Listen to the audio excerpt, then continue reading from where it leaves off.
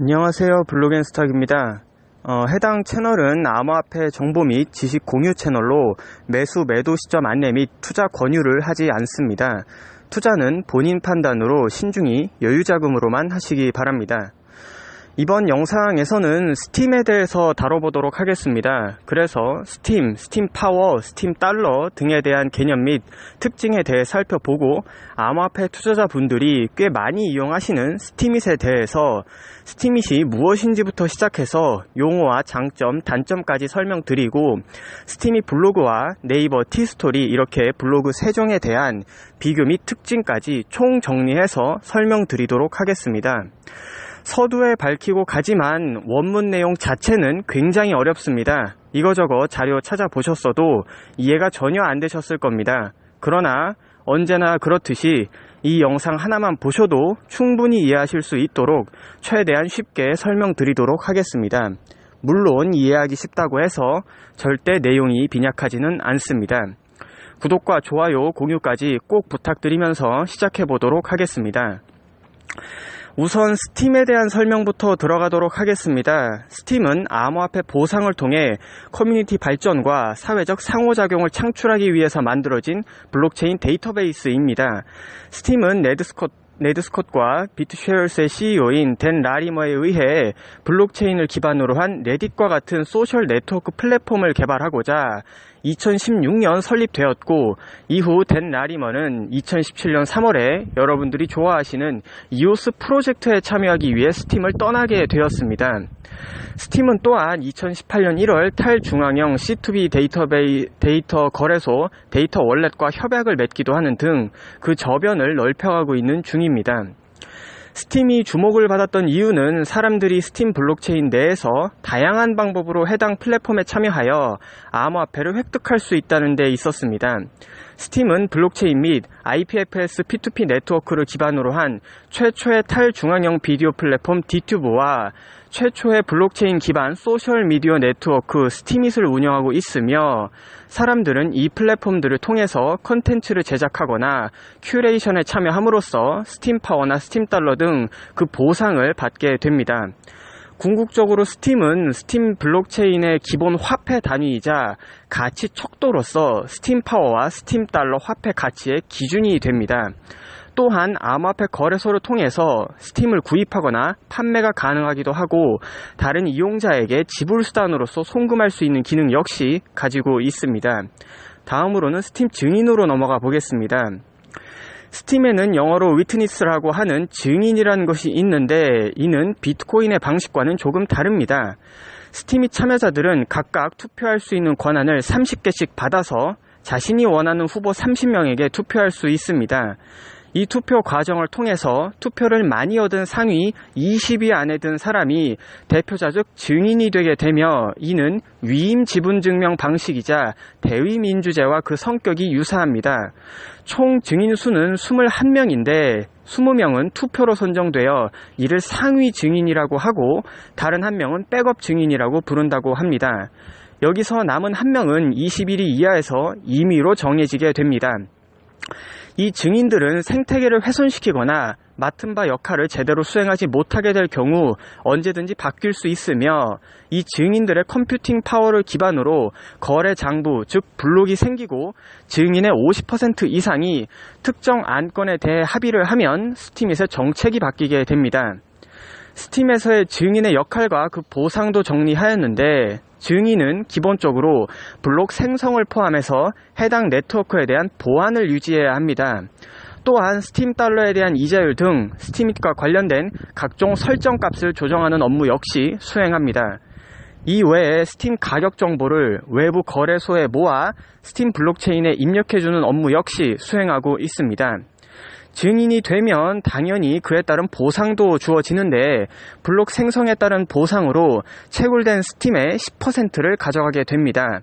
그리고 나머지 90%는 스팀 파워 보유자, 컨텐츠 생성자, 큐레이션 참여자 등에게 일정 비율로 분배가 되게 되는데 이후에 나오는 내용에서 모두 설명드리도록 하고 스팀이 운영하고 있는 대표적인 두 가지 플랫폼으로 넘어가 보도록 하겠습니다. 스팀이 운영하고 있는 대표적 플랫폼 두 가지 중 첫 번째인 디튜브부터 살펴보도록 하겠습니다. 디튜브는 스팀 블록체인 및 IPFS P2P 네트워크를 기반으로 한 최초의 암호화된 탈중앙형 비디오 플랫폼으로 유튜브와는 다르게 광고가 없습니다. 또한 스팀잇과 같은 시스템을 접목하여 컨텐츠를 개발하고 큐레이션에 참여하는 것으로 스팀파워, 스팀달러 등 각종 보상을 받게 됩니다. 디튜브의 장점이라고 한다면 당연히 스팀잇과의 연동을 들 수 있습니다. 스팀잇과 연동되어 바로 올라가고 디튜브에서 썸네일을 찍을 수도 있습니다.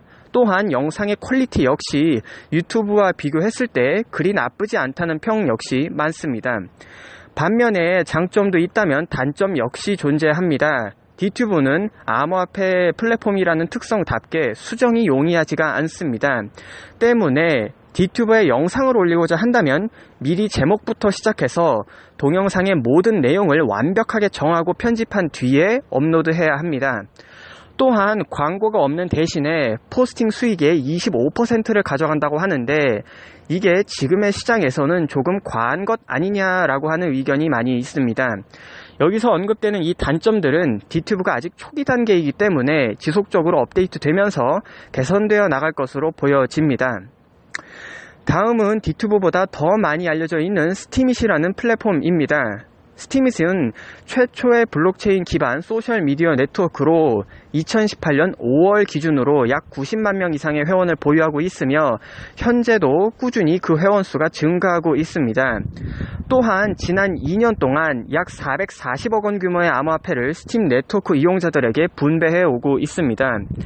스팀잇 이용자들은 게시물을 제작하거나 제작된 게시물 큐레이션에 참여하는 것으로 스팀파워, 스팀달러 등의 다양한 형태로 그 보상을 받게 됩니다. 스팀잇은 스팀의 소셜미디어 플랫폼으로 이용자가 해당 플랫폼에 컨텐츠를 포스팅하면 그 기여도에 대한 일종의 보상으로 스팀달러와 스팀잇 내의 의결권인 스팀파워를 5대5의 비율로 제공받습니다. 물론 여기서 보상받는 스팀달러와 스팀파워에 대한 비율은 본인이 원하는 대로 설정할 수 있습니다. 이 부분에 대해서 조금 더 자세하게 다뤄보기 위해서 스팀잇을 사용하는 데 있어서 알아야 하는 주요 용어들에 대해서 쭉 설명을 드리도록 하겠습니다. 내용이 조금 어려울 수 있겠지만 최대한 알아들이기 쉽게 풀어서 설명드릴 터이니 구독과 좋아요 꼭 눌러주시고 시청해주시면 감사드리겠습니다. 우선 이해하기 쉬운 용어들부터 시작하겠습니다. 첫 번째는 팔로워인데 SNS에서 기본적으로 사용되는 용어로 스팀잇 역시 팔로워 시스템을 가지고 있습니다.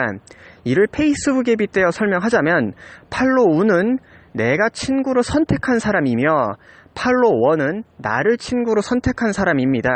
예를 들어서 팔로우가 50명이고 팔로워가 500명이라고 가정을 한다면 내가 친구로 선택한 사람이 50명이고 나를 친구로 선택한 사람이 500명이라는 말입니다. 즉 팔로워가 많을수록 해당 커뮤니티 내에서 유명한 사람임을 이야기합니다.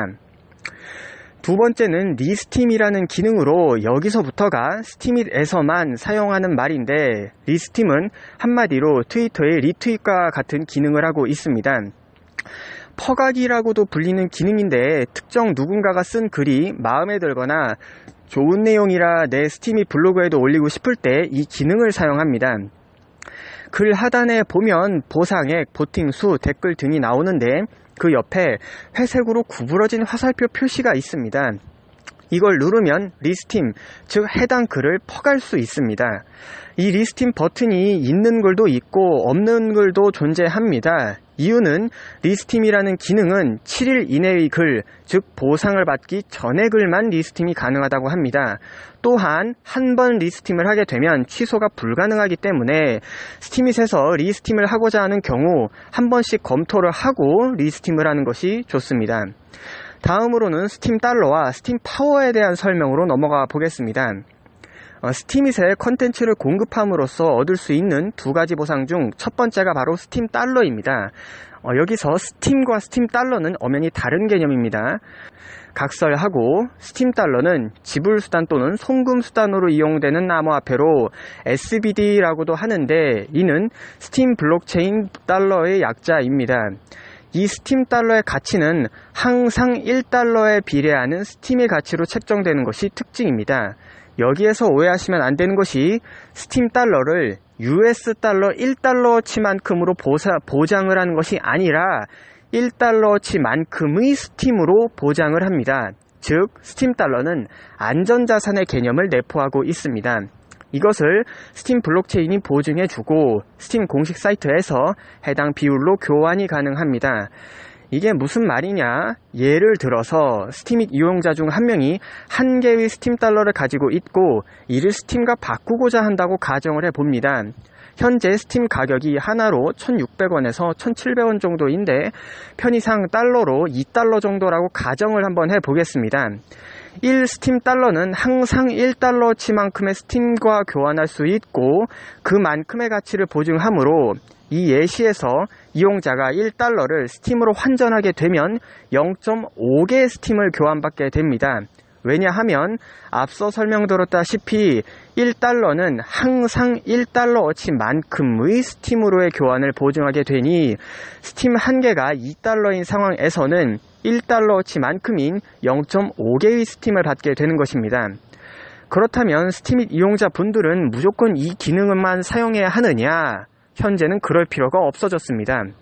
예전에는 스팀 이용자분들께서 보상을 받으시는 것이 다소 불편하였으나 이제는 어피트 등의 거래소에서 스팀과 스팀 달러를 원화로 거래할 수 있게 되었기 때문에 스팀 달러를 자신의 지갑으로 옮긴 후 거래소에 팔아서 바로 원화로 환전할 수도 있고 스팀으로 변환해서 원화로 환전할 수도 있습니다. 물론 스팀 달러를 다른 암호화폐로도 교환할 수 있습니다. 그렇다면 이 스팀 달러를 1달러치만큼의 스팀으로 교환하는 것을 보증하는 데에 대해서 굳이 이 기능이 지금도 필요할까 하는 의문점이 생기게 됩니다. 그러나 이 기능은 스팀 달러의 가격이 1달러 미만으로 내려갔을 때 그 빛을 발할 수 있습니다. 안전자산의 개념이자 항상 1달러치만큼의 스팀으로의 가치를 보증하도록 설계되어 있기 때문에 스팀 달러가 1달러 미만으로 내려가게 된다면 그때는 1달러치만큼의 스팀으로 변환해서 거래소에 판매를 함으로써 그 수익을 얻을 수 있습니다. 다음은 스팀 이용자분들이 받으실 수 있는 스팀 파워로 넘어가 보도록 하겠습니다. 스팀 파워는 스팀 내에서 행사할 수 있는 영향력과도 같으며 기본적으로 장기 투자자 유치와 계정 무한 생성 같은 어뷰징을 방지하기 위해서 만들어졌습니다. 그래서 스팀 이용자는 자신이 보유한 스팀을 스팀 파워로 교환해서 그에 따른 영향력을 행사할 수도 있고 스팀에서 스팀 파워로의 교환은 1:1 비율로 즉시 가능합니다. 이처럼 스팀 파워를 늘리기 위해서 스팀을 스팀 파워로 전환하는 것을 파워업이라고 부릅니다. 이 스팀 파워는 스팀에만 있는 개념인데 스팀 파워 자산은 다른 이용자에게 송금을 하거나 분할을 할 수가 없으며 스팀 파워에서 스팀으로 다시 전환하려면 총 13주가 소요되는 등 암호화폐로서 거래하는 것은 현실적으로 매우 제한적입니다. 스팀 파워에서 스팀으로의 전환 기간도 원래 예전에는 104주 즉 2년 정도로 매우 길었는데 이것이 13주로 단축된 것이라고 합니다. 이처럼 오랜 시간이 걸리는 스팀 파워에서 스팀으로의 재전환은 앞서 말씀드린 파워업과는 반대로 파워다운이라고 부릅니다. 이런 스팀 파워를 보유함으로써 얻을 수 있는 이득에는 크게 두 가지가 있습니다. 첫 번째는 그 크기가 아주 작기는 하지만 스팀 파워를 보유함으로써 이자를 받을 수 있다는 점이 있습니다. 이론상으로는 15%라고는 하지만 실제로는 인플레이션으로 인해 이보다 훨씬 적다고 합니다. 1.5%라고 하는 의견도 있고 2%라고 하는 의견도 있는데 그때그때마다 달라지지만 확실한 것은 이론상으로 적혀 있는 것보다는 실제 받는 액수가 적다는 것입니다. 두 번째는 스팀 파워를 많이 보유할수록 스팀 내에서의 각종 활동에서 그 보상의 크기가 커진다는 것입니다. 스팀잇의 아주 좋은 점은 내가 컨텐츠를 생산해서 그것을 좋아해주는 사람들을 통해 보상을 받을 수도 있지만 상대방이 생산한 좋은 컨텐츠에 보팅, 즉 좋아요를 눌러줌으로써도 나 스스로가 보상을 받을 수 있습니다. 뒤에서 더 자세히 설명을 하겠지만 좋은 컨텐츠에 보팅, 즉 좋아요를 눌러주는 행위를 통한 보상을 큐레이션 보상이라고 하며 스팀 파워가 많을수록 내가 남에게 줄 수 있는 보상도 많아지고 내가 큐레이션, 다른 말로 보팅 혹은 좋아요 활동을 했을 때 받을 수 있는 보상 역시 많아지게 됩니다. 정리하자면 스팀 파워는 스팀잇 내에서의 영향력이자 장기 투자를 위한 투자 수단이며 소정의 이자와 각종 보상을 받을 수 있는 것이라고 정리할 수 있겠습니다. 그럼 스팀 파워를 설명하면서 등장한 개념인 큐레이션과 보팅 등은 무엇인지에 대한 설명으로 넘어가 보도록 하겠습니다. 이것도 스팀에만 있는 개념인데 스팀에서 글 하단에 보팅이라고 표시되어 있는 부분이 있습니다. 이 보팅이라고 하는 것이 다른 SNS에 있는 좋아요와 유사한 개념인데 다른 SNS에서 단순히 좋아요를 누르면 그것이 직접적으로 돈이 되진 않지만 스팀에서는 보팅, 즉 좋아요를 눌러주는 것만으로도 해당 컨텐츠 제작자에게 금전적 도움을 줄 수 있고 보팅을 한 자신 역시 보상을 받을 수 있습니다. 또한 이처럼 자신이 좋다고 생각하는 컨텐츠에 보팅을 하는 행위를 큐레이션이라고 부르며 큐레이션 보상은 한마디로 말해서 좋아요를 누르고 다님으로써 얻을 수 있는 쌍방 보상이라고 정리할 수 있겠습니다. 글 하나에 대한 보상 규모는 보팅에 소모된 스팀 파워의 합이며 저자 그리고 보팅, 즉 좋아요를 눌러준 사람에게 총 75%가 제공됩니다.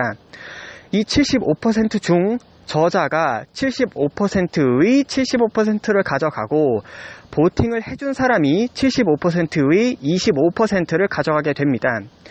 이해가 안 되실까봐 실제 사례로 설명하자면 스팀잇 각 글 하단에는 댓글 바로 위쪽에 달러와 보팅이라고 적혀있는 문구가 있습니다. 보팅은 쉽게 말해서 이 글에 좋아요를 눌러준 사람들의 숫자와 같습니다.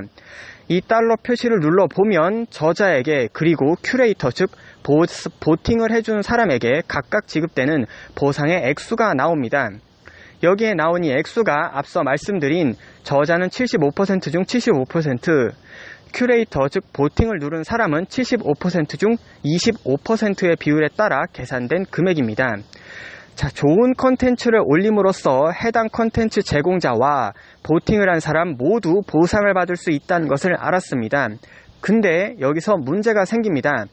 바로 이 보팅이라는 기능이 남용돼서 아무 글이나 막 보팅을 누르고 다닐 여지가 있다는 것입니다. 그래서 이러한 남용의 여지를 해결하기 위해 있는 기능이 바로 보팅 파워입니다. 이 보팅 파워라고 하는 것은 스팀 파워를 기반으로 하는데 사용할수록 그 힘이 줄어들게 되지만 시간이 지나면 회복이 됩니다. 또한 사용자가 그 파워를 조절을 할 수도 있습니다. 쉽게 예를 들자면 게임 내에 있는 마력 게이지와도 같은 것이며 마력을 쓰면 게이지가 줄어들지만 시간이 지나면 다시 차는 것과 유사하다고 할 수 있습니다. 스팀 파워가 모두 똑같다고 가정을 한다면 이 보팅 파워라는 것이 100%냐 80%냐 아니면 하나도 남지 않았느냐에 따라 최종적으로 적용되는 보팅의 양이 달라지게 됩니다. 이 역시 쉽게 설명드리기 위해서 예시를 들어보겠습니다. 만약 나의 스팀 파워를 100% 발휘를 했을 때 상대방의 보상이 1달러 상승한다고 가정을 해봅니다. 이때 내 보팅 파워 역시 100%라면 손실되는 것 없이 그대로 자신이 보팅한 글의 보상이 1달러 상승하게 됩니다. 그러나 보팅을 많이 하고 다니다 보면 이 보팅 파워가 줄어들게 됩니다. 그래서 보팅 파워가 줄어서 50%가 되면 보팅을 통해 상대방의 글에 보상을 했을 때 1달러 상승하던 것이 0.5달러밖에 상승하지 않게 됩니다. 자, 여기까지 정리를 한번 해보겠습니다. 근본적으로 보상의 규모, 즉 보팅 규모에 영향을 미치는 것은 스팀 파워가 맞지만 이것이 실제로 적용이 될 때는 보팅 파워의 수치가 어느 정도냐에 따라 그 스팀 파워가 전부 힘을 발휘할 수도 있고 반대로 힘을 다 발휘하지 못할 수도 있습니다. 그래서 스팀 파워도 많고 보팅 파워도 많으면 상대방에게 많은 보상을 주고 자신 역시 많은 큐레이션 보상을 받을 수 있지만 스팀 파워가 많은 데 비해 보팅 파워가 너무 적다면 상대방과 나에게 돌아가는 보상 역시 적어지게 됩니다. 물론 보팅 파워가 변한다고 해서 그 스팀 파워도 변하는 것은 아니기 때문에 과하게 보팅을 많이 누르고 다니지만 않는다면 크게 걱정하실 필요는 없습니다. 마지막은 평판입니다. 사용자의 계정 바로 오른쪽 괄호 안에 표시되는 숫자가 있습니다. 이것을 평판이라고 하며 흔히 평판이라는 말 외에도 명성도, 레벨 등 다양하게 지칭하지만 영문 표현은 레퓨테이션으로 평판이라고 하는 것이 정확한 표현입니다. 이 평판은 보팅을 많이 받으면 올라가게 되며 계산 로직이 로그 함수가 어쩌고 나오는데, 개발자가 되실 것이 아닌 이상 요약 정리하자면, 초기에 평판이 낮을 때에는 올리기가 쉽지만 평판이 높아지면 높아질수록 올리기가 점점 어려워집니다. 평판이 높으면 고래라고 이야기하는 경우가 많은데, 이것은 필수적으로 비례하지는 않으며 고래인지 아닌지 여부는 스팀 파워와 조금 더 연관이 있습니다. 여기까지도 굉장히 내용이 길었는데 한눈에 알기 쉽게 정리를 해보도록 하겠습니다. 첫 번째, 스팀잇에 글을 쓰면 이용자들에게 보팅을 받아 스팀 달러, 스팀 파워 두 가지 보상을 받을 수 있고, 이 비율은 조절이 가능합니다. 두 번째, 보팅, 즉 좋아요 혹은 추천을 하면 큐레이션 보상을 받을 수 있고, 이것은 해당 컨텐츠에 보팅을 한 사람이 얻을 수 있는 것입니다.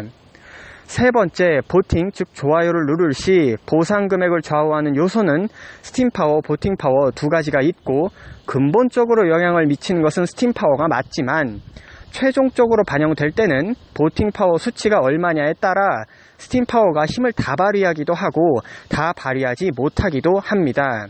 이렇게 정리를 할 수 있겠습니다. 아래에 있는 표는 설명을 드리면서 나왔던 스팀 생태계에서 이루어지는 보상들에 대해 퍼센트 수치로 정리를 한 것입니다. 전체가 100%라고 한다면 해당 생태계를 유지해주는 증인은 10%, 스팀 파워 보유자에게는 15%, 물론 이거는 이론상이고 실제로는 더 적습니다. 그리고 나머지 75%는 컨텐츠 생산자와 큐레이션에 참여한 사람이 갖게 됩니다. 그리고 이 75%는 다시 75%와 25%로 나뉘어서 저자와 큐레이션 참여자에게 분배가 되게 됩니다. 마지막입니다. 마케터분들을 비롯해서 특히 블로그로 부업을 하고자 하시는 분들이 궁금해하실 만할 것 같아서 스팀잇, 네이버, 티스토리 이렇게 세 가지 종류의 블로그를 6가지 정도의 요소로 나누어서 각각의 장단점을 보기 쉽게 표로 정리를 해봤습니다. 블로그로 돈을 벌고자 하시는 분들은 참고를 한번 해보시면 좋을 것 같습니다. 여기에서 나와 있는 6가지 요소는 노출도, 즉 검색 엔진 유리성, 해당 플랫폼의 사용 난이도, 디자인 자유도, 레이아웃 자유도, 수익 모델, 그리고 수익 결정 요소, 이렇게 6가지로 나누어 보았습니다. 이것이 절대적인 기준은 아니고 마케팅을 실제 해본 사람으로서 느낀 점을 적은 것이니 참고 용도로만 보시면 좋으실 것 같습니다. 우선 검색 엔진 노출 측면을 보겠습니다. 스팀잇은 구글에 노출이 되기는 하지만 네이버엔 관련 글이 거의 뜨지 않습니다. 또한 구글 검색 엔진에 최적화되어 있는 플랫폼은 아니기 때문에 검색 엔진적 측면으로 봤을 땐 아직까지는 다소 불리한 부분이 많이 있습니다. 반면에 네이버 블로그는 구글에 거의 안 뜨는 대신 네이버에는 참 잘 뜨는 네이버에 최적화되어 있는 블로그이고, 물론 모든 네이버 블로그가 다 잘 뜨지는 않습니다. 티스토리는 네이버, 구글 둘 다 뜨기는 하는데 그 순위가 아주 높지는 않고 평균치 정도를 유지하는 플랫폼입니다. 난이도를 들면 네이버가 가장 쉽고, 티스토리는 원래 코딩을 좀 할 줄 알았어야 했는데 플러그인 시스템을 도입한 이후부터는 그 난이도가 다소 내려갔습니다. 반면에 스팀잇은 앞서 설명드린 개념들 자체가 좀 복잡하기 때문에 암호화폐를 잘 모르시는 분들은 더더욱 사용하시는데 어려움을 느끼실 수도 있습니다. 디자인과 레이아웃, 즉 블로그 자체를 꾸미는 측면으로 봤을 때 스팀잇은 프로필 사진이나 배경 사진을 변경할 수 있는 부분은 있지만 다양하게 꾸미는 부분에 있어서는 아직까지는 부족한 부분이 좀 많이 있습니다. 반면에 네이버 블로그의 경우 배경이나 프로필부터 시작해서 전체적인 화면 구성 요소들을 자기 입맛대로 꾸밀 수가 있습니다. 티스토리 같은 경우에는 코딩을 조금만 할 줄 안다면 디자인이나 레이아웃 변경은 네이버나 스팀잇보다 훨씬 다양하게 바꿀 수 있고, 고난이도의 경지까지 가게 되면 아예 별도 사이트로도 만들 수 있어서 자유도가 나머지 2개 중에 훨씬 높다고 할 수 있습니다. 수익 모델의 경우 스팀잇은 당연히 암호화폐이고, 네이버는 자체 광고 시스템과 포스팅을 해주고 돈을 받는 등 광고주를 붙여서 수익을 내는 경우가 보통이고, 티스토리는 애드센스 같은 클릭 광고를 붙이거나 트래픽이 많은 경우 네이버처럼 포스팅 의뢰가 오기도 하지만 그렇게 많이 오는 편은 아닙니다. 마지막으로 수익 액수를 결정하게 하는 요소는 스팀잇은 보팅 금액, 네이버는 트래픽이 얼마나 많이 나오느냐, 그리고 얼마나 포스팅 의뢰하는 광고주를 많이 따느냐가 중요하고, 티스토리는 클릭 광고로 버는 경우가 많기 때문에 트래픽이 얼마나 많이 나오느냐가 중요하게 여겨집니다. 내용이 좀 길었습니다. 스팀잇이 굉장히 전망이 밝은 플랫폼인데 앞으로도 꾸준히 성장해서 좋은 모습을 많이 보여줬으면 좋겠습니다. 이 영상은 여기에서 마무리 짓도록 하고, 구독과 좋아요 잊지 마시고 모두 성투하시길 바라면서 지금까지 블로겐스탁이었습니다. 감사합니다.